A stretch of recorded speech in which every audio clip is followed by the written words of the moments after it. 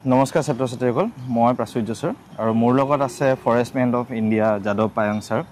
তো ছাৰ আপুনি আমাৰ ছাত্ৰ ছাত্ৰীসকলক আজি বিশ্ব পৰিৱেশ দিৱস উপলক্ষে আজি এইটোৱে ভাৰতীয় ছাত্ৰ ছাত্ৰীসকলৰ ওপৰত এইটোৱে মই আজি বিশেষ ধৰণৰ অনুৰোধ কৰিছোঁ তোমালোক আগতে জন্মতিথিত আজি 5 জুন বিশ্ব পৰিৱেশ দিৱস গছ পুলিটো ৰুলেই নহ'ব গছ পুলি ৰুই প্ৰতিপালন কৰি ডাঙৰীগল কৰা গছৰ গুণাগুণ গছৰ নাম জানিব লাগিব সেয়েতো তোমালোকৰ জন্মতিথিত আগত কি কৰিছিলা কেক কাটিছিলা কেকৰ বলি এজোপা গছ পুলি ৰুব লাগিব আৰু যিমান বন্ধু বান্ধৱী মাতিব এজোপাকৈ গছ পুলি ৰুলে গ্ৰীণ ইণ্ডিয়া গ্ৰীণ আসাম সোনকালে হ'ব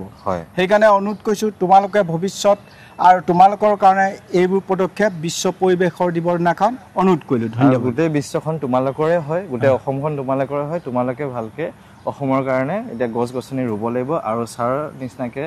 যিমান পাৰা তোমালোকৰ নিজৰ হিচাপত বাৰ্থডেত যেনেকৈ ৰুলা বা যিমান পাৰা সৰু সৰুকৈ অলপ অলপকৈ গছ ৰুব চেষ্টা কৰিবা ধন্যবাদ।